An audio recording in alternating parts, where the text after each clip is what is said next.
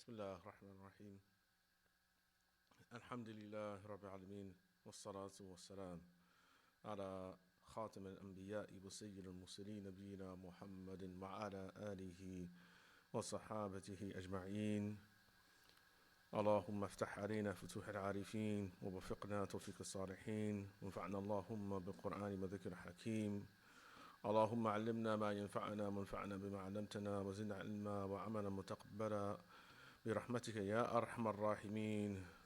اللهم لا سهل إلا ما جعلته سهلا وأنت تجعل الحزن إن إذا شئت سهلا.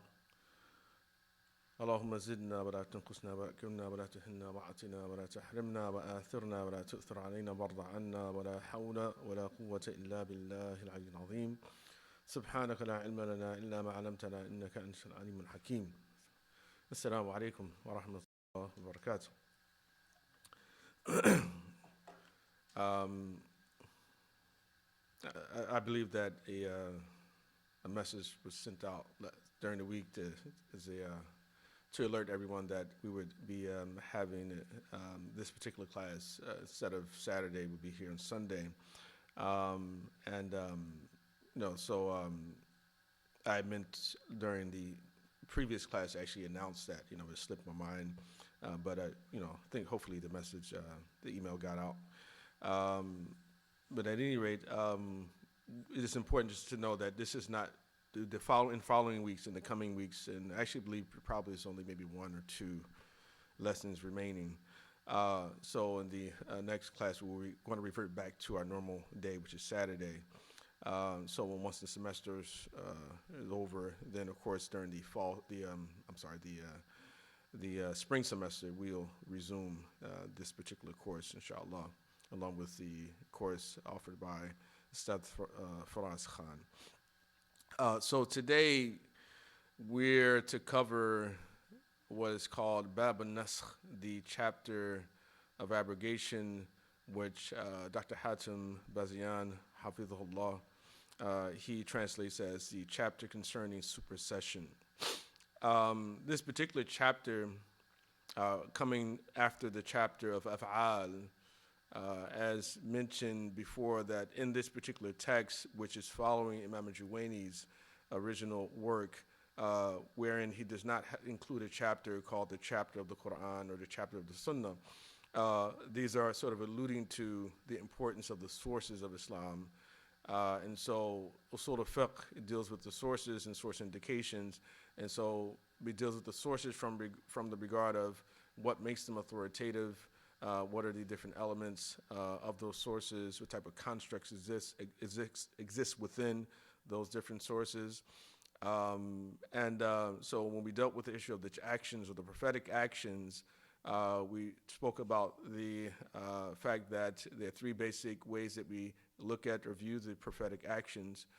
One is that, or let's say in terms of in a legislative or a emulative fashion, that either his actions are they're corroborating what the Quran itself has already stated. We call it the Sunnah al-Muqarrira or the al-Mu'akkida. And then we have one is explanatory, explaining some things that are ambiguous in the Quran. And then you have the sort of the initiating or the legislative aspect of the Sunnah, which is a Sunnah al-Mu'assisa. So some things that the Quran doesn't mention, the Sunnah of the Prophet ﷺ mentions. Another way that the scholars, they look at the prophetic actions are with regard to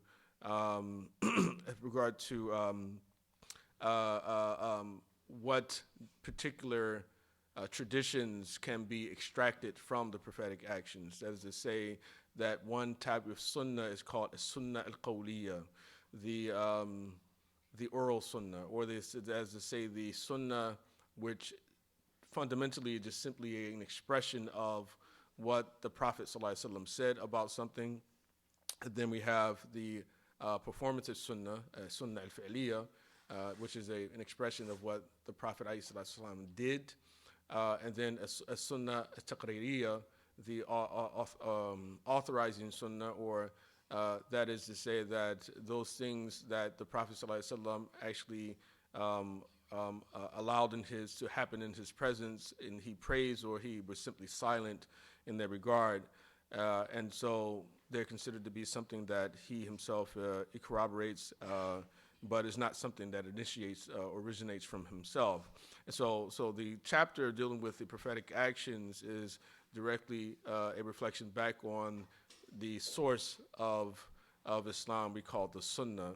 And so when we talk about nasakh, or abrogation, or supersession, that this itself is encompassing both the Quran and the Sunnah as sources of Islam, and is sort of alluding to a way of dealing with certain apparently contradictory types of reports that we come across, either in the Quran or in the Sunnah. And so when we find things that are contradictory, or they appear to be contradictory, that the scholars have employed three basic approaches to those apparent contradictions. One, the most popular approach is what is called al-jam' in Arabic. It was al-jam', which is the same word for the plural in the Arabic grammar. And so al-jam' actually is reconciliation. That is to reconcile the differences between the two. So for instance, if we can interpret one particular injunction as being indicative of a permissibility, and the other being indicative of recommendation, then that in itself can be a way of reconciling two things which may be contradictory, or appear to be contradictory. Whether it seems that the Prophet's telling us to do one thing in one report, and then he's telling us to do the opposite in a different report.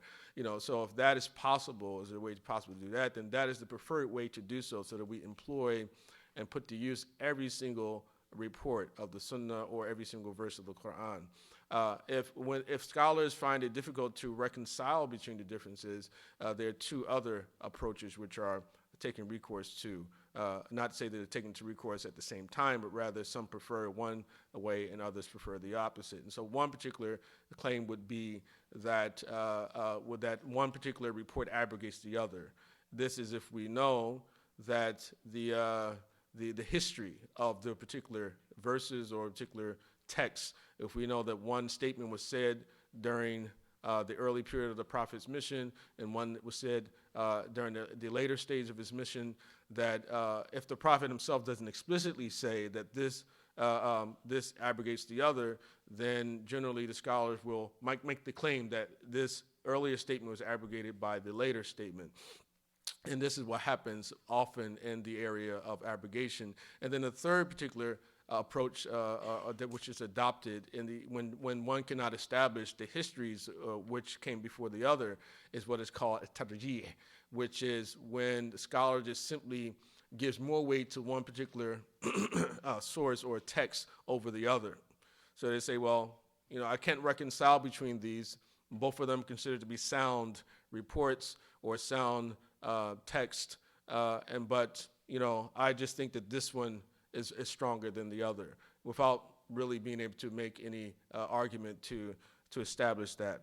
And so these are three basic approaches. Of course, the last is, of course, the least desirable, but the second is more desirable in the absence of the ability to reconcile between them in some other fashion. So abrogation is somewhat of a controversial topic to many people, some non-Muslims, but of course a lot of Muslims, especially living in the times in this particular age, that I've come across. A lot of students really struggle with the concept of abrogation. And abrogation, fundamentally, what we're talking about when we talk about abrogation or supersession, to utilize Dr. Hatim's translation of the term, fundamentally what we're saying is that this is a belief that one particular judgment that had been revealed by Allah subhanahu wa ta'ala, or a particular judgment that was made by the Prophet himself, ﷺ, was overridden by a later injunction that happened in the Quran or in the life of the Messenger, ﷺ. So as it pertains to the Quran, because this is mainly what this section is dealing with, is mainly abrogation in the Quran as opposed to abrogation in the Sunnah, and it does allude to abrogation in the Sunnah, but it's mainly focused on abrogation in the Quran.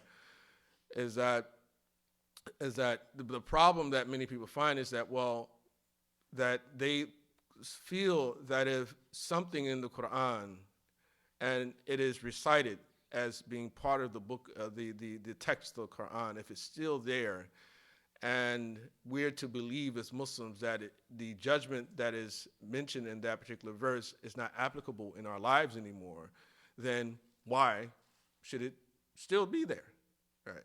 And so for many people, they feel that, okay, well, that in itself is a sign, it's really not a sign of wisdom, or they say that they don't understand what the wisdom could possibly be to actually keep a verse in the Quran while it having no function. It's kind of like an appendix, right? And some people generally believe that the appendix really doesn't have a function, right, in the body. Allah knows best, but that's generally what we understand. What I've understood coming up is that the appendix, doesn't have any real function. But this verse that is said to be abrogated is dealt with as if it's an appendix. So if Allah subhanahu wa ta'ala revealed it, then He's Al-Hakim, the All-Wise, and if He revealed it, then there must be some wisdom in the revelation of that particular verse.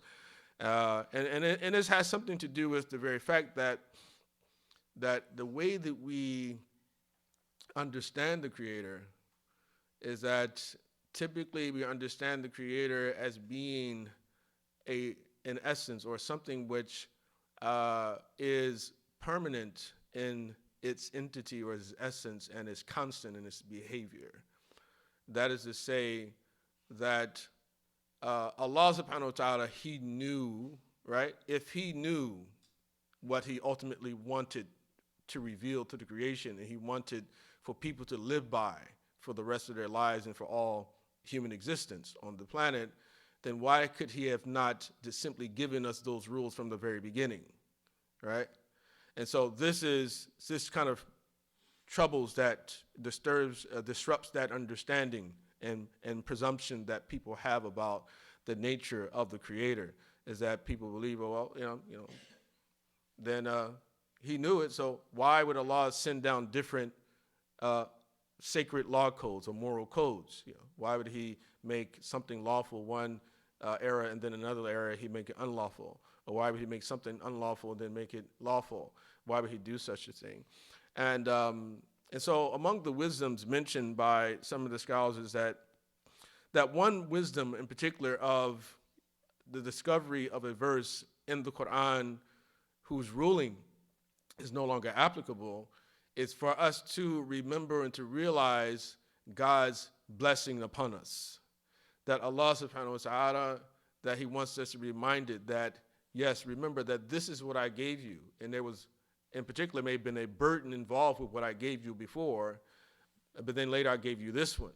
And so it's to remind ourselves of what Allah subhanahu wa ta'ala has given to us, and the importance of us to being grateful to Allah subhanahu wa ta'ala. That some say that that's one way of understanding why Allah subhanahu wa ta'ala might leave something in the Quran, but at the same time not consider the judgment, which is an injunction of that particular verse, as being binding to apply in our lives.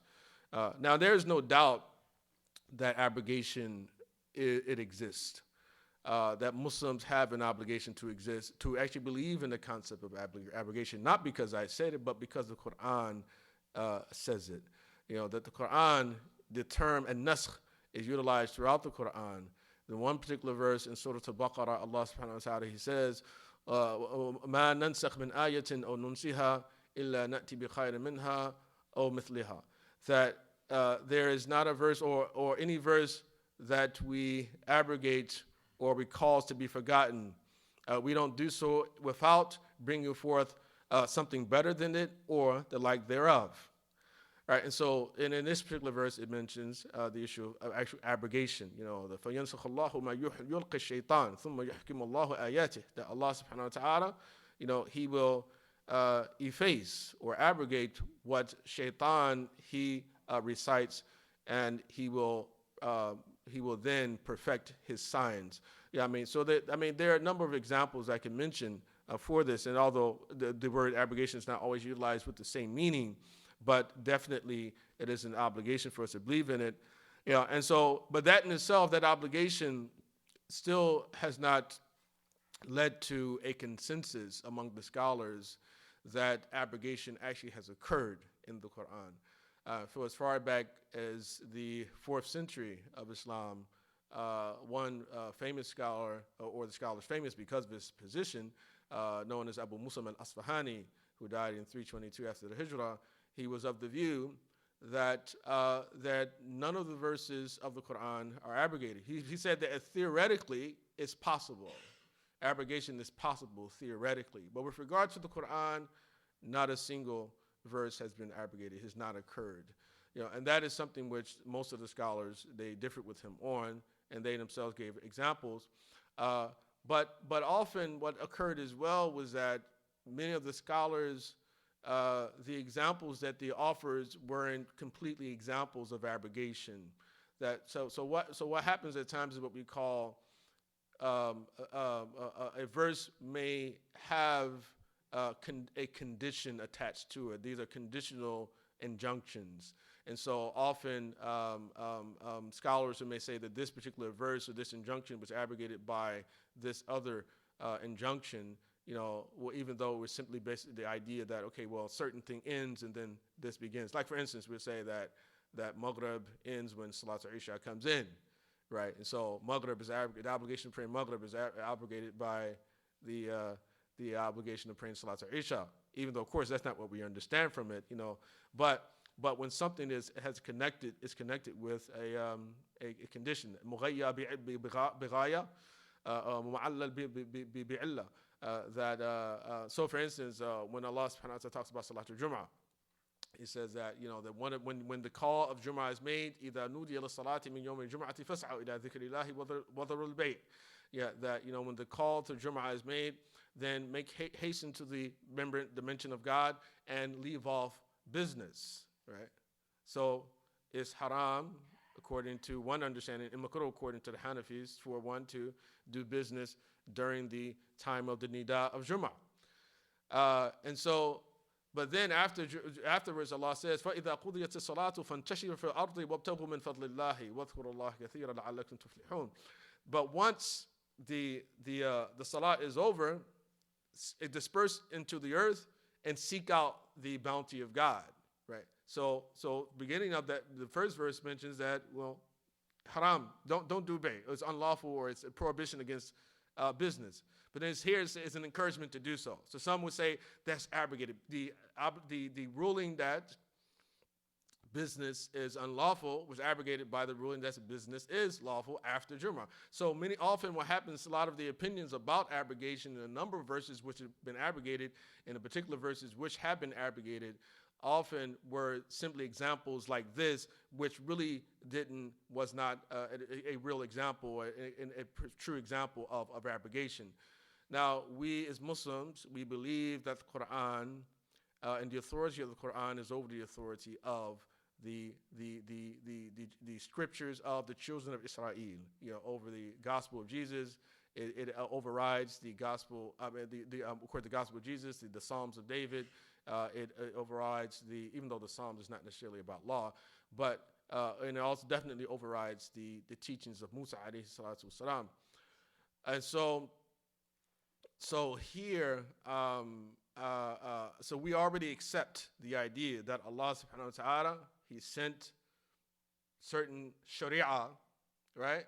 Shara'a, the plural for law codes or revealed law codes. And over time, those things were altered. The Quran, in quoting Isa ibn Maryam, it talks about that he had come to the children of Israel, and among the things he was sent with, and to make lawful for you some of the things that were made unlawful for you, right? When the Quran talks about the Prophet Muhammad sallallahu alaihi wasallam, يُحِلُّ لَهُمُ الطَّيِّبَاتِ وَيُحَرِّمُ عَلَيْهِمُ الْخَبَائِثِ, that He makes lawful for them the good things, and He makes unlawful for them those things that are filthy and unclean. وَيَضَعُ عَنْهُمْ إِسْرَهُمْ وَالْأَغْلَالَ الَّتِي كَانَتْ عَلَيْهِمْ, and He puts down from them all of their burdens and those shackles that were placed upon them. So the Quran is speaking about that this was a tradition, that the Christians believe that the New Testament overrides the Old Testament, right, in terms of its laws. So certain things were made unlawful to the children of Israel, right, as a form of punishment for things that it had done, right? So here you have a number of different examples. So there's no way around the idea that abrogation does exist. And this is why in the Quran, Allah subhanahu wa ta'ala revealed in Surah Al-Ma'idah, Al-Yawma akmaltu lakum dinakum. This day I perfected for you your religion. وَأَكْمَلْتُ عَلَيْكُمْ نِعْمَتِي, and completed my favor upon you. وَرَضِيتُ لَكُمُ الْإِسْلَامَ دِينًا. I have chosen Islam or submission for you as the religious way. And so here it really brings out just the importance of believing in this. But of course, how many verses are abrogated? That's subject to disagreement. And so you have some to speak about in the hundreds. Some say about 20, 21 verses. Some say there are none at all. You find all of that. You have all those type of opinions. But of course, if we're able to reconcile something, it's better to put something to use than to turn it off, right? To put it away if we can do so. So we try to find out ways to put everything to use. So at any rate, this particular section of Shaykh al-Amariti, he begins by saying, "An-naskhu naqlun aw izalatun kama hawkawhu an ahli lisani fihima." Supersession is the transmittal or the removal, as the lexicographers have said. And that is to say that the word naskh linguistically, in its original linguistic indication, has two basic connotations. One is what we call a naql, which is the idea of transference of one thing to another. Like, for instance, if I went to say that I want you to go and copy some pages of this book for me. If I tell you in Arabic, I say, "Insakh hadha al-kitab, safhat min hadha al-kitab." Insakh, go and copy some of the pages of this book. Mean transfer the words from one page to another. That is one meaning. Another meaning is we call izala, the concept of removal or ibtal or invalidation, as in the verse I quoted earlier of it says فَيَنْسَخُ اللَّهُ مَا يُلْقِ الشَّيْطَانِ. Allah subhanahu wa ta'ala removes or invalidates that which the shaitan recites. Right, ثُمَّ يُحْكِمُ اللَّهُ آيَاتِهِ, and then Allah, He perfects His verses, He perfects His signs. So two basic, transferal and removal. So two basic fundamental meanings. And sometimes it also comes to mean badal, the idea of substitution, right? To substitute one thing for another, and he didn't mention that in the text. But these are two fundamental meanings that come to the term naskh, which we translate either as abrogation or supersession. وحده رفع الخطاب اللاحق ثبوت حكم بالخطاب السابق. And its definition is the removal by a latter address of the firmness of an earlier address. That is to say that the definition of abrogation is to remove or uplift the effect of an early ruling by the effect of a later ruling which comes after them. So it has to be, this idea of time has to be preserved. The one came after the other, and so the effect of the later verse was it overrode the effect of the earlier verse. رَفْعًا عَلَى وَجْهٍ أَتَى لَوْلَاهُ لَكَانَ ذَاكَ ثَابِتًا كَمَاهُ. In a way that without it, the earlier address would have remained fixed as it was. That is to say that the way that the abrogation occurs, it occurs in such a way that had it not been for that particular fashion, then the earlier revealed verse would have maintained or would have remained in effect. It would still have been effective and binding for one to actually act upon it. إِذَا تَرَاخَ عَنْهُ فِي الزَّمَانِ مَا بَعْدَهُ مِنَ الْخِطَابِ الثَّانِي. If time elapsed between it and the second address. That is to say, again, it's mentioned that we have to take into consideration the fact that there's a history that we have knowledge of. This one happened, this was revealed, and this time this revealed in that particular time. Like for instance, when we think about the early prohibition in the Sunnah of the Sahaba of visiting graves, that it was haram for them to visit the graves. But then later the Prophet ﷺ had told them, "Kuntu qad nahaytukum an ziyarati quburi ala fazuruha."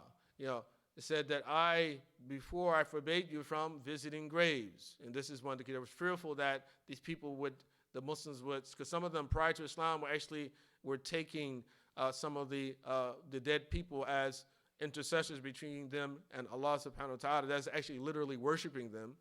And so there was a fear that this particular practice would continue. And so the Prophet forbade them from doing so. But once he felt that Tawheed had become very firmly grounded in their hearts, then he allowed for them to go visit the graves. All right, so this is an example of when we know explicitly that the Prophet ﷺ was talking about that he had rescinded a particular order or prohibition that he had given before. And so he had that right, and Allah subhanahu wa ta'ala definitely has the right to do so. But then he says, وَجَازَ نَسْخُ الرَّسْمِ دُونَ الْحُكْمِ كَذَاكَ نَسْخُ الْحُكْمِ دُونَ الرَّسْمِ. So, and it is possible for the wording to be superseded without the ordinance, and likewise the ordinance may be superseded but not the wording. So there are three basic types of abrogation that occurs, at least according to the majority of scholars. They say that one type of abrogation is when the wording of the verse are actually removed or no longer exists in the book, but the ruling continues to apply. So this is the first. The second is when you have the ruling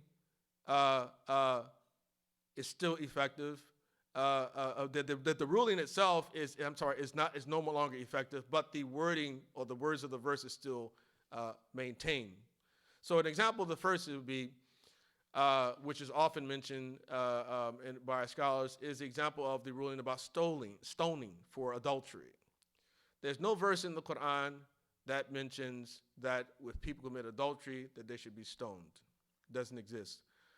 The Sunnis, as well as the Shia as well, so most of the Muslims have accepted this particular ruling as being a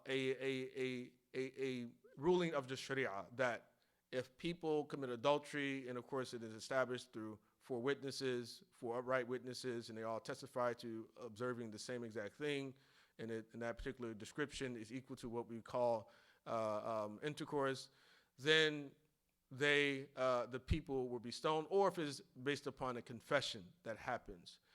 Now, Umar, a story is mentioned in many of the books, it says that when Abu Bakr as-Siddiq radiallahu anh actually initiated the campaign to collect the pages of the Quran into one book, that he had made it a condition. He and of course Zayd ibn Thabit and those who were in charge of this particular campaign, they themselves made a condition that anybody who came forth with a verse of the Quran or a section of the Quran had to bring with them two witnesses that this actually was written down in the presence of the Prophet ﷺ. It so happens that Umar ibn Khattab radiallahu anh comes forth, according to the story, with the verse of stoning, but he did not have two witnesses, and because of that, the verse was not included in Surah Al-Ahzab, which, as I said, originally used to be a part of, and the verse is recited as it says, وَالشَّيْخُ وَالشَّيْخَةُ إِذَا زَنَيَا فَرْجُمُوهُمَا بَتَّةً, that the sheikh, male or female, or the elderly person, male or female, if the two of them commit fornication, meaning they commit adultery, because sheikh and sheikh, this is presuming that the people formerly married people, they commit fornication, then stone them in a decisive fashion. And so this is supposedly the verse which was revealed, but was not included in the final compilation of the Quran, because Umar ibn Khattab could not bring forth two witnesses, and so it wasn't accepted as part of the Quran. Now, there are many Muslims who would say, well, that in itself is an extremely weak argument, So, I mean, for one to even imagine the idea that there's something of the Quran that's been lost or is no longer included as part of the recitation of the final book itself is preposterous. That itself is, for many people, the challenge of their faith is to think that, well, if one part of the Quran can be lost, can another part of the Quran also be lost? You understand? And so you'll find many people who say that that for one, a lot of these people will be people who are anti-hadith, that the hadith are problematic, so we don't accept the hadith anything to start with, so we don't rely on the hadith, only the Quran. And I would say that stoning should not be a recommended punishment for adultery, because the Quran doesn't mention anything about it. The Quran only mentions flogging, 100 lashes for illicit intercourse. And so they say that applies for both fornication and adultery, so people should be flogged 100 lashes and not stoned to death for that. And I think that that has some worth to it, except for against the idea of saying that the hadith have no validity altogether.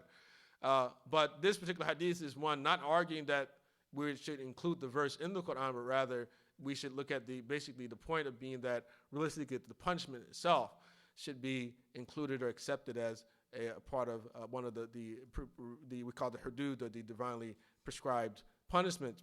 Now, there is no doubt. So even if we don't accept the hadith and we accept the report of this occurring, there is no doubt that the Prophet ﷺ stoned adulterers. So even if we don't say that the Quran, has given us this punishment, there's no doubt that the Sunnah has offered this punishment. We know of two men who were stoned during the time of the Prophet ﷺ. Due to a confession. They actually came forth to the Prophet. The one is the Mar'a al-Ghamidiyya, the one is another Ma'iz ibn Malik. Both of them came confessing to the Prophet, asking to be punished or being purified for their misconduct. And the Prophet himself, on each occasion, discouraged them, actually tried to discourage them from actually taking the punishment. You see, he didn't want to give it to them, but then he saw that they were sincere, and then he finally implemented the punishment. And then the case also of a Jewish couple as well. They committed adultery, and then the Jews came to the Prophet and asked, for him to adjudicate their issue. He asked them what their book recommended, and they gave him a story which was not true. Was that it recommended that people should just simply their faces turn red, they should be flogged, and they should be paraded in the city on the back of a donkey, but then those who had knowledge of the Torah, they made it clear to the Prophet that this person was lying, and the individual actually had holding his hand over the particular verse that actually had mentioned the punishment of stoning. And then once he lifted up his hand, they read the verse and they say, okay, well, this is the way they will be punished. And so the Prophet stoned them according to their own laws as well. And this is why some say that, well, this punishment doesn't originate in Islam, it actually originates in Judaism. But at any rate, there is no doubt that the Sunnah, in the Sunnah, the Prophet ﷺ saw no problem with implementing that particular punishment for that particular crime. So even if we say the Quran is not Quranic, it is established by the Sunnah. And so that's an example of what we would say of when a verse, if we accept that it truly was a verse, that an example of a verse being removed, but the ruling itself still being in effect. And so this is the archetypal example, or the most prominent example, which is mentioned often for that. The second category is when, again, the verse remains, but the ruling is no longer in effect. Right, so that is the second category. And that particular category, this is where most of the conversation and debates of the scholars occur. This is the type of verse which we definitely have a lot of wrangling about, and this is the area of most importance, realistically. And then the third type of verse is a type of verse where we say that both the ruling and the verse itself have been removed, right? So those are three categories. So one category, the verse has been removed, but the ruling is still effective. Second, the verse is still there, but the ruling is ineffective. And then thirdly, both the verse and the ruling are removed, right? There's no effect from. And so the examples offered for this are like, for instance, in the Sahih of Imam Bukhari, it is related that Aisha radiallahu anha had said that in the Quran there was a verse that was revealed regarding the matter of nursing, in Islam we learned that if a woman nurses a child which is not hers below the age of 2, or 2 years and 6 months according to the Hanafis, below the age of 2, then that child grows up as if it was that woman's own child, meaning it's unlawful for it to marry the children of the wet nurse, of that foster mother. And so this particular hadith actually goes on to say that amongst what was revealed of the Quran, ashru rada'at yuharramna, that there were 10 sucklings which make the two people unlawful to one another in marriage. So he claims there was a verse that actually mentioned that if a woman suckles a child for 10 times, then that child becomes unlawful for the other child in marriage when they grow up. فَنُسِخْنَا بِخَمْسٍ مَعْلُومَاتٍ يُحَرِّمْنَا. And then that 10 were abrogated by 5, right? Which make it unlawful. So basically he says, it's claiming that 2 different verses. One verse that said 10 sucklings, and then another mentioned 5, right? So the second verse abrogated the first one, but then both of them are removed from the Quran. And he said, and then she says, فَتَوُفِّيَ رَسُولُ اللَّهِ صَلَّى اللَّهُ عَلَيْهِ وَسَلَّمَ وَهُنَّ فِي مَا يُقْرَأُ مِنَ الْقُرْآنِ. Said, and the Prophet ﷺ died, and they were among those things that were recited from the Quran. Now, what's different about this and the example of Umar ibn Khattab was that at least an example mentioned about Umar ibn Khattab, we actually have the wording of an actual verse or a supposed verse. In this example, you don't have an example of that. So if the verse has ever existed, even though it's in Sahih of Imam Bukhari, right? Even though, if the verses actually existed, what was the wording of those verses, right?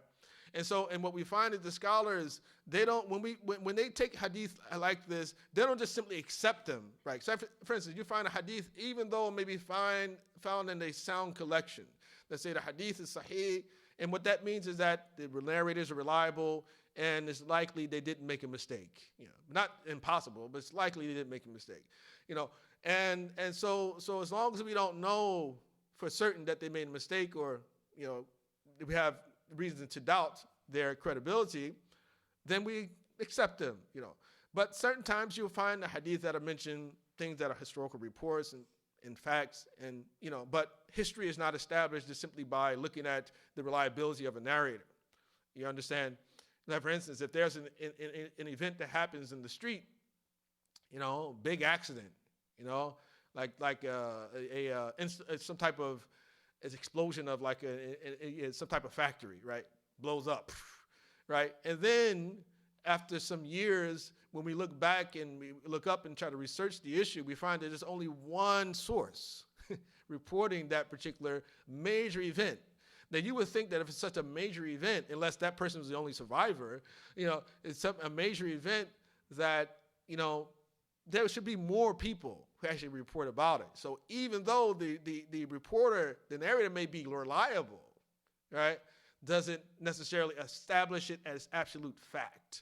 And so when we come to the science of qira'at, or establishing the Quranicness or Quranness of a verse, that the scholars include that it has to be narrated Muttawaatir, by indisputable authenticity.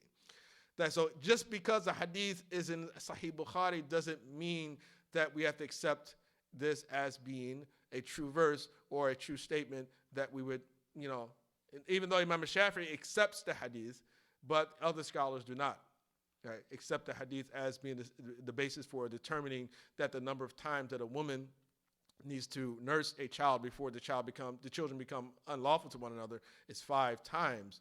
The Maliki say a single, drop of milk, that's enough. A one time of nursing is sufficient in order to make them unlawful. So they actually don't accept the hadith in that particular regard. So you have that example. So example of, again, this example of supposedly a verse that once was there and had a particular ruling, but then both the ruling and the verse were removed. And then he says, وَنَسْخُ كُلِّ مِنْهُمَا إِلَى بَدَلْ وَدُونَهُ وَذَاكَ تَخْفِيفٌ حَصَلْ. He said both together, so meaning the first two, which is the example of the ruling exists but the verse is removed, or the verse exists but the ruling is no longer effective. He said both together may be superseded with or without a substitution, which results in a lightening of the rule. That is to say that when the abrogation occurs, sometimes the abrogation will be replacing a ruling, or sometimes it's not replacing something, or it may be making something which is more difficult easier, or vice versa. And sometimes you're just simply initiating a new rule.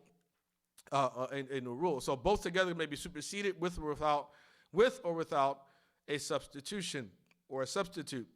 So, for instance, in regarding the verse of fasting, that in Surah Al-Baqarah, كُتِبَ عَلَيْكُمُ الصِّيَامُ كَمَا كُتِبَ عَلَى الَّذِينَ مِنْ قَبْلِكُمْ لَعَلَّكُمْ تَتَّقُونَ أَيَّامًا مَعْدُودَاتٍ فَمَنْ كَانَ مِنْكُمْ مَرِيضًا أَوْ عَلَى سَفَرٍ فَعِدَّةٌ مِنْ أَيَّامٍ أُخَرَ. So whoever of you happens to be sick or upon a journey, then make it up at later days. Right? So here, whoever's sick on a journey, make it up at later days. It is said that this, in the beginning of Islam, was the ruling. That Ramadan was not compulsory at first. Rather, it was an option. Especially in particular with regard to these people, for the people who are sick or on a journey. And of course, this continued as well. And then it goes on to say, وَعَلَى الَّذِينَ يُطِيقُونَهُ فِدْيَةٌ طَعَامُ مِسْكِينٍ. And for those who are capable of doing so, then they redeem themselves with the feeding of a poor person. So here, the voluntary nature of the fast. Yutiqun, that verb actually is a type of verb that means one thing and also means the opposite. Right? So the verse can actually be translated as well. And for those who actually experience hardship, then they can redeem themselves by feeding a poor person. So another translation would be, and for those who don't experience hardship, they redeem themselves by fasting, by feeding an indigent person. Right? So both translations are possible, but according to the first translation, which is that for those who experience ease or find it easy, then they can redeem themselves by feeding a needy person. This is said to have been the ruling of the fast at the beginning. But then later on, and it continues, it says, وَأَن تَطَوْعَ خَيْرًا فَخَيْرٌ لَهُ. And if to voluntarily do good is better for you, وَأَن تَصُومُوا خَيْرٌ لَكُمْ إِن كُنتُمْ تَعْلَمُونَ. And for you to fast is better for you if you but knew. And then says, شَهْرُ رَمَضَانَ الَّذِي أُنزِلَ فِيهِ الْقُرْآنُ هُدًى لِلنَّاسِ وَبَيِّنَاتٍ مِنَ الْهُدَى وَالْفُرْقَانِ فَمَنْ شَهِدَ مِنْكُمُ الشَّهْرَ فَلْيَصُمْ. Then it says, and for whoever is present during the month, let him fast. So this part actually said, now makes fasting an obligation on everybody. So first you didn't have to, but now you have to. Whoever's present during, meaning not traveling, whoever's present during the month has to fast. Right? So it's an example of one ruling being replaced with another. That's what they mean. That's what he means. وجاز أيضا كون ذلك البدل أخف أو أشد مما قد بطل. And it is possible for the substitute to be lighter or more severe than what is being voided. ثم الكتاب بالكتاب ينسخ كسنة بسنة فتنسخ. Then the book with the book can be superseded. And likewise, a sunnah by a sunnah is superseded. So that's to say, the Quran can be abrogated or superseded by a verse of the Quran. A verse of the Quran can override a verse of the Quran. Just as a sunnah or a hadith can override a hadith. وَلَمْ يَجُزْ أَن يُنْسَخَ الْكِتَابُ بِسُنَّةٍ بَلْ عَكْسُهُ صَوَابٌ. And it is not permissible for a sunnah to supersede the book. Rather, the opposite is correct. So this is the case according to many of the scholars, in particular Imam Shafi'i was of the view was that the sunnah cannot override the Quran. That a hadith cannot abrogate a verse of the Quran. That was Imam Shafi'i's position. However, Imam Abu Hanifa and Imam Malik, they deemed it to be lawful, that it is possible for a sunnah to override the Quran. with the condition of equality, or well, even without the condition of equality in terms of the authority of whether the hadith be mass transmitted or of a more solitary nature, because the basis for abrogation is the ruling itself, not the actual wording of the verse. It's not to say we'll cancel out all the words of the verse, rather the ruling itself. And the same thing that happens with the concept of takhsis, of specification.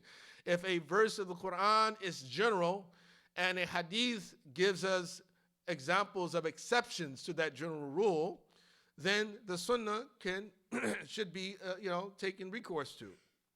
Right. So the basis of the cancellation is not the actual wording of the verse. We're not canceling God's words.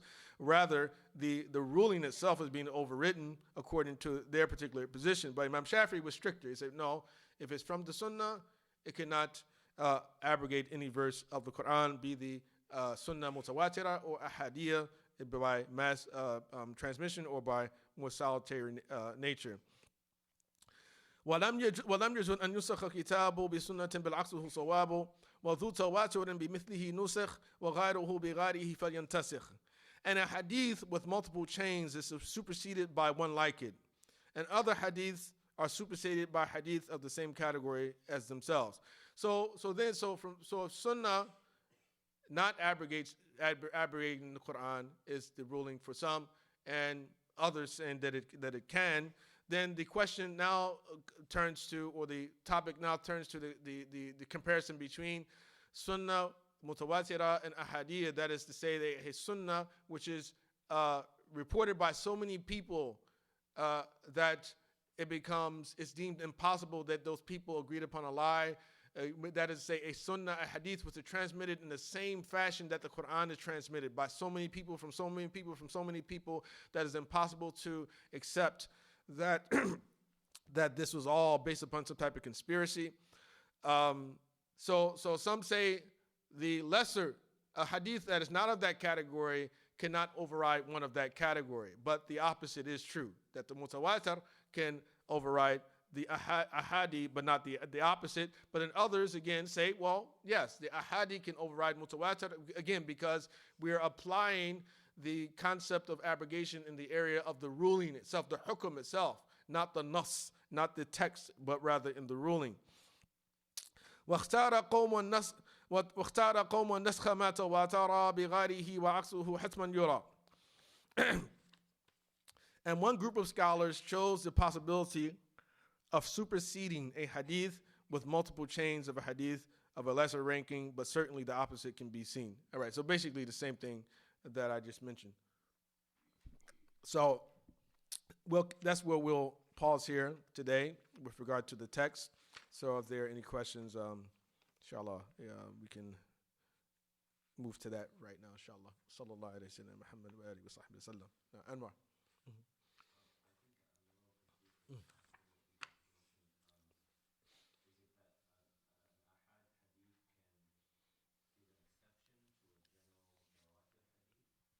Yes. I mean, according to that particular opinion. I mean, there are some scholars of the view that in order for a particular text to be able to affect the ruling or understanding of another text, there has to be equality in strength. Equality in terms of the, we call it the wurud or thubuts of the text. That is to say, the way it has been transmitted, the strength of in the way it was transmitted. So if they're not equal in the way that they're transmitted, then one text cannot have effect on the other. Or let's say that the weaker text cannot have an effect on the stronger text in the way that it's been transmitted. And where the opposite is true. The stronger text in the way they were transmitted can have an effect on the other. Now, on the other hand, other scholars would say, well, no, it doesn't matter. The strength of the text don't really matter, because when we're dealing with the matter of interpretation here, then the strength between the two doesn't really mean so much, right? Because we're just talking about the ruling. So if I use one particular text to understand the other, then that is not canceling out the stronger text, right? Right. Right, exactly. Right, exactly. And so you just have two different opinions here, and of course, it's not a thing for me to resolve or to you to resolve. It's just a matter of just to understand that these are points where scholars differed on, and if they differed on that principle, then you will find a different judgment coming from one school or another school, right? And so again, this is about the roots of interpretative disagreements for us to understand why, right, people or scholars in particular, why they differed about many of these different things about which we call Islam. No. MashaAllah. Oh, yeah, alhamdulillah. Well, I mean, it's there. Of course, I mean, if it's there, then perhaps, I mean, you would assume that there's a reason for it, just having discovered, that what it's for. Yeah. Yeah, but when I grew up, it was, yeah. Alhamdulillah, I still have mine, I never had to get it taken out. But I guess the difference is between, do I need it or not? Is it necessary? I mean, of course, you can say that about quite a few things. Do I need both of my kidneys? Do I need both of my lungs? It's, do I need both of my eyes? Do I need any of them at all? I'm saying you go a little bit too far with it naturally, but yeah. So we would assume that there has to be some reason that Allah subhanahu wa ta'ala put it there. Yusuf. So are there any Muttawaatir proofs of an abrogated verse that's not exist in the Quran? No. Of any Muttawaatir, is there proof of any Muttawaatir verse that abrogated something in the Quran? Which does not exist in the Quran? No, it doesn't exist. I mean, the report of Ibn Khattab, of course, is a hadith report, and it's not strong enough to be binding as an aqidah. That we have to believe that it was something revealed. It's not because this is fundamentally what this is. It's implying that we should believe that this verse was revealed, but then it was removed or it was not included because Umar simply could not bring forth a second witness to the claim. Radiallahu an. But I think that we can just suffice ourselves with the knowledge that the Prophet ﷺ did apply the punishment, and it's from the Sunnah. Personally, I mean, even though that's mainstream Sunnism, the mainstream Sunnis will have claimed, and with the popular doctrine is that it was a verse, and that is a point of consensus for one to believe that the stoning is, or rajm, it's not technically necessarily stoning, because when you read the hadith, there was a little bit more than stones being thrown. People were throwing all types of things, throwing anything they could find with shoes, among other things. You find that in hadith. But rajm, sort of to throw a pelt to someone with something. I mean, so this is the mainstream Sunni teaching, is that there's a consensus that it is a had from the hudud, and also that it was Quran, as a verse of Quran, and then it wasn't included for this particular reason.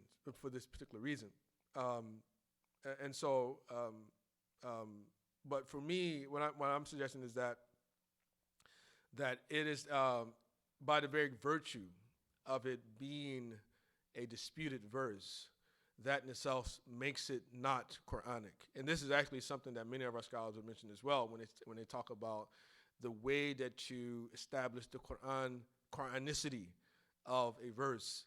Abu Bakr ibn Arabi, that's one of the things that he mentions at the beginning of Ahkam al-Quran, where he talks about the basmala. And he's talking about the very fact that khilaf about a verse being part of the Quran makes it not the Quran, because the Quran la yakhtalafu fihi. The Quran, there's no khilaf about what is the Quran and what is not. Because there's a khilaf about the basmala and al-Fatiha. Imam Shafi'i's position is that the basmala is part of al-Fatiha. But the other scholars generally say, no, it's not a part of al-Fatiha. Rather, it's not part of any surah, with exceptions of a verse in Surah Namal, innahu min Sulaiman wa innahu bismillah ar-Rahman ar-Rahim. that outside of that, that the other basmala, the basmala beginning of the different surahs, are not part of the Quran. Rather, they were put there by the Sahaba themselves as a way of just showing or indicating the beginning and the ends of the different surah, different chapters, according to the dominant opinion. And so it's not at the beginning of Surah Tawbah because many of them didn't know if Surah Tawbah was simply was simply part of Surah Al-Anfal, which comes before it, or not. And so and of course the other argument being that the basmala was recommended by the Prophet ﷺ, and that it was not the beginning of Tawbah because of the nature of the surah itself. But at any rate, the dominant view was the first that we mentioned, and the very fact that there is dispute about whether or not that was a verse of the Quran is sufficient enough for us to accept that it was not. You see, yeah. Can a strong argument be made then that there are verses missing from the Quran and not part of the Quran? Or if someone made that argument, would that be like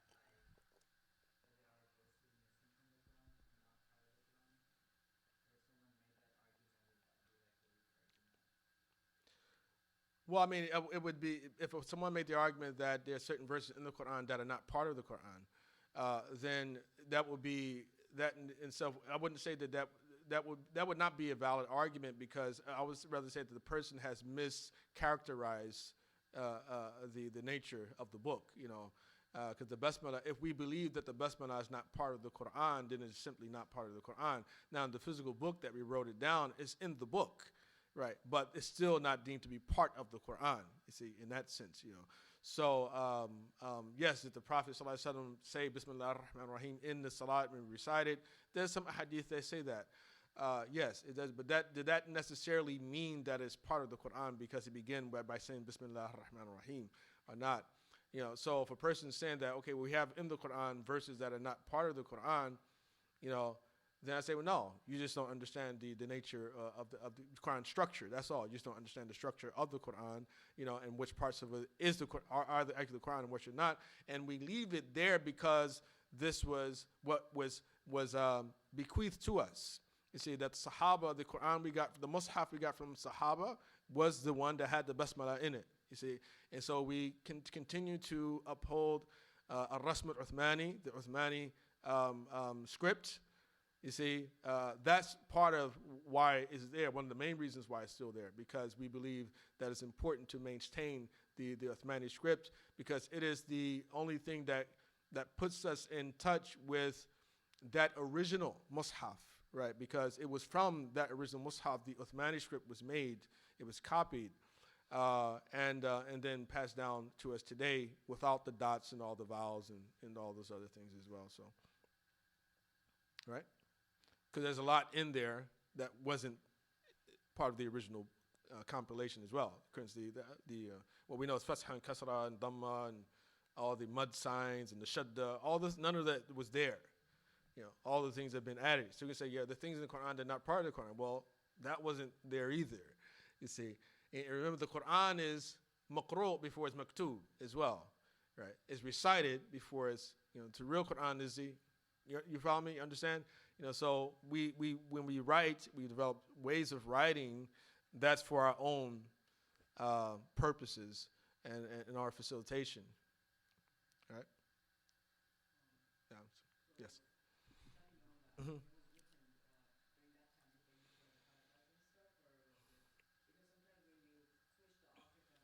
Mm-hmm. Right. Right. Let's repeat for people who may be watching online. The question was that were there any vowels or dots or anything like that during the original compilation of the Quran, and of course the assumption is that if they were not there, then you would perhaps think that the people would make mistakes in their reading of the Quran. Well, first, no, there were no dots and there were no vowels. And second of all, the Sahaba were able to read what they wrote, and so they didn't require dots and vowels. The people who, many of the companions who wrote down the verses of the Quran. They were their personal collections, you know? And of course, this is the early period of script writing. And then it wasn't until the Muslim encounter with non-Arab cultures, then it became important for us to give consideration to developing a way to teach the Arabic language and teach them the way of reading the Quran. Abu Bakr's reign was 2 years. Radiallahu anh, he compiled the Quran into one book. He passed that on to Umar ibn Khattab. Umar, he then bequeathed it to his daughter Hafsa, radiallahu anha. And then during the time of Uthman, there was a great fitna in that the non-Arabs, you know, and many different the teachers of the Quran who were going out teaching them the different ways of reading the Quran were differing with one another. And some of them started to attribute kufr to one another. They say, that's not Quran, you're not a Muslim, you're a kafir, right? And so this got back to Uthman because people were reading in ways that others were not familiar with hearing. And so Hudhayfa ibn Yaman radiallahu anh had come to Uthman and he said to him, أدرك هذه أمة قبل أن تختلف في القرآن كاختلاف اليهود والنصارى, that you should catch this ummah before it differs about the Quran the same way that the Jews and the Christians differ about their books. And so then Uthman, he united the people upon one standard reading itself or recitation of the book itself. And that became what we call the standard Uthmani standard of the Quran. But even still here, this wasn't really that period when the vowels and dots really were introduced. You know, it really wasn't here still, but you have different Arabs and different tribes, different dialects, you know, and so the Quran as it was revealed during this earlier period, well, before then the prophetic era, those different readings were passed on to different tribes, different groups of Arabs. And so when they came together, they differed. But then after Uthman's time, and then in particular during the time of Ali ibn Abi Talib, this really became a serious matter. And so one story goes is that he had overheard one person recite a verse from Surah Tawbah and make a serious mistake. أَنَّ اللَّهَ بَرِيءٌ مِّنَ الْمُؤْمِنِينَ وَرَسُولِهِ, right? You know, that Allah is clear of the believers and من المشركين أن الله بريء من المشركين ورسوله أن الله بريء من المشركين ورسوله, right? Should have been recited with the fatha as opposed to kasra. If we recited with the kasra, then it would mean that Allah subhanahu wa ta'ala is guiltless of the idolaters and from the messenger. Rather, the way it should translate is that Allah and his messenger are guiltless, have no association with the idolaters. And so this was overheard, and so Ali ibn Abi Talib gave order to one of his students, Abu Asad Du'ali, to start to formulate a manner of the Arabic grammars, a way of teaching the Arabic grammar. You know, so it took probably a period of about 100 years until we got to what we know today with regard to the actual script of the Quran. But it was in consideration of the very fact that Muslims were, you know, we're going to Persia, going into Africa, again, India, you know, going in, of course, moving up further to the north, the old Byzantine empire, that it became necessary for us to develop, or the Arabs in particular, to develop a way to teach people grammar and the proper way to recite the Quran. You know, so when Uthman actually made copies of the original Mus'haf, he sent copies to the different corners of the Islamic empire at the time. And he sent with them a particular teacher as well, one to teach them how to read it. So it wasn't just, oh, here's a book, oh, go and read it and teach. No, someone went with them so they can know how to actually read it and to one another. Anything else? Yeah, yes. So the verses that are not in the Quran anymore, are those abrogated verses, are those considered to be like part of the Quran, or what do you call them? Well, the verses that are, again, claimed to have been part of the Quran, then, of course, for those who believe that there were verses of the Quran, then they were part of the Quran. It's just that they no longer exist. And for them, they found no problem with that. They found nothing uneasy about accepting the idea that Allah subhanahu wa ta'ala could remove a verse from the Quran and cancel out its ruling, the injunction of the, or maintain the ruling even in the absence of the actual verse. Yes. Few quick question online, inshallah. Was that sufficient? Yeah. Yes. Sir.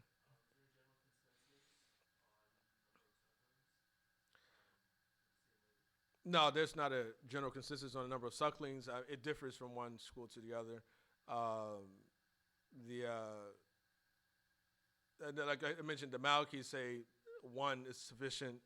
The Shafi'i's position that's 5. So there's no agreement on that, in spite of the existence of the Hadith, which really lets you know how really tells you a lot about how the scholars dealt with Hadith. That today we say Hadith Sahih, and for them it was about certainty, uncertainty. What produces more certainty? That they have this clashes with another principle that I believe in, and that even though it's a Hadith, right, this other principle is stronger. It gives me more certainty of the Sunnah than the actual report. You see? Yes, Adi, how you doing?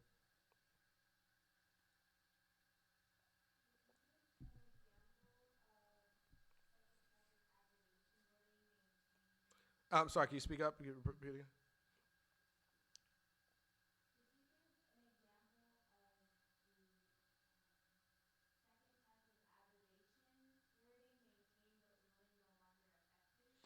Right. So the wording maintained and ruling no longer effective.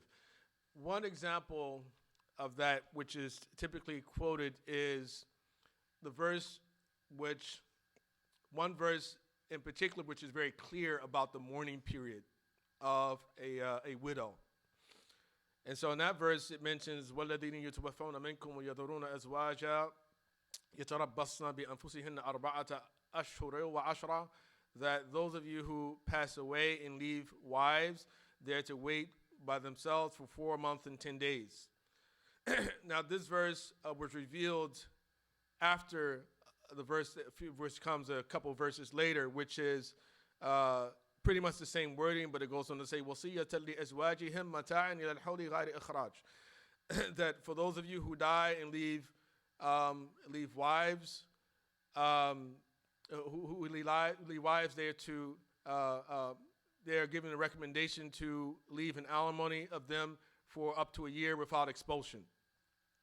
And so the second verse gives the impression that the mourning period is an entire year.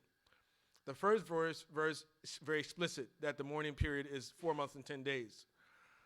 So many of the scholars will mention this as an example of abrogation, even though the verse that mentioned 4 months and 10 days in Surah Al-Baqarah actually comes first in the reading, in the order, can actually come before the other one that mentions 1 year. So they say that in spite of that, the second verse is abrogated by the first verse that is mentioned. So basically they say that in the early period of Islam, the mourning period was an entire year. But then later on, Allah subhanahu wa ta'ala, He lightened the burden of the woman and made the mourning period only 4 months and 10 days. On the other hand, there's some scholars will say that there's no abrogation happening between the two verses at all. Like Ibn Taymiyyah, Shaykh al-Islam Ibn Taymiyyah was of the view that the verse that mentions a year really is not even talking about the mourning period. Realistically, what this particular verse is talking about is the right that a widow has to remain in her husband's home for up to an entire year if she chooses to do so, right? So her husband dies, she's living in his home, then she can stay there. And so she can't be expelled from her home by the husband's family, right? And she can stay there up to an entire year. So for him, he didn't believe that the two verses canceled one another out. Another example of this would be the issue of that one verse mentions that one should have a wasiyah liwalidaini wa aqrabin, that one should make a will before one dies for one's parents and one's relatives. But in Surah Nisa, Allah subhanahu wa ta'ala, He specifies who will become heirs to the other person, right? So who your heirs are. It mentions the mother and the father. It mentions the children. It mentions the brothers and sisters. It mentions husband and wife in those verses in Surah Nisa. So if that is the case, there's no need to make a will. Why should I make a will if Allah has already made it clear that if I die, that this family member gets this family member gets that, this family member gets that. So that in itself, for most scholars, is a clear example of abrogation. So the first verse about the will, it remains in the Quran. Wills for one's parents and for one's relative is still there in the Quran, but so we recite it, but it has no effectiveness because the other verse of inheritance, it clarifies what everyone's haqq, everyone's right is. Now, some say, well, it's not abrogated. Rather, the issue of the will is still recommended. It's simply a recommendation as opposed to being an obligation. So that's one way to attempt to reconcile the two. So often scholars would say something's abrogated. Another group of scholars would say, no, there's no abrogation. Rather, that's takhsis, is a specification, or the rulings are two different natures. So that's the way that often they try to work around those different things. But it's a very, it's not a black or white topic, but again, the basic idea that we have to believe in the concept of abrogation, there's no way around that. Whether or not abrogation actually has occurred, that's a different story. Are there any other questions? Sisters, I didn't get any questions from this side. Alhamdulillah. Good enough? All right, thank you. Once again, now, go ahead. Yes.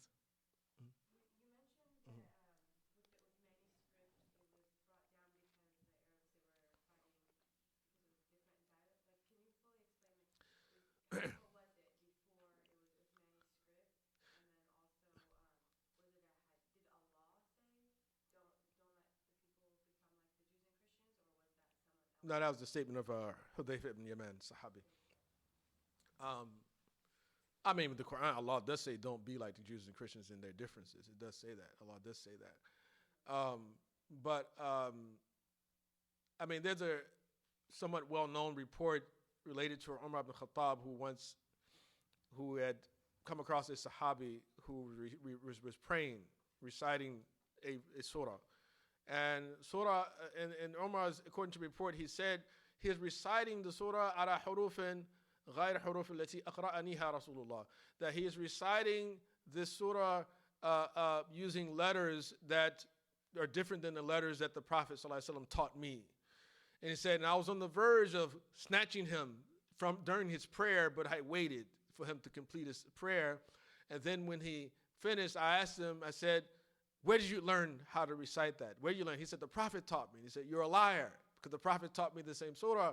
And so let's go and see the Prophet. So he goes to the Prophet and tells him what occurred.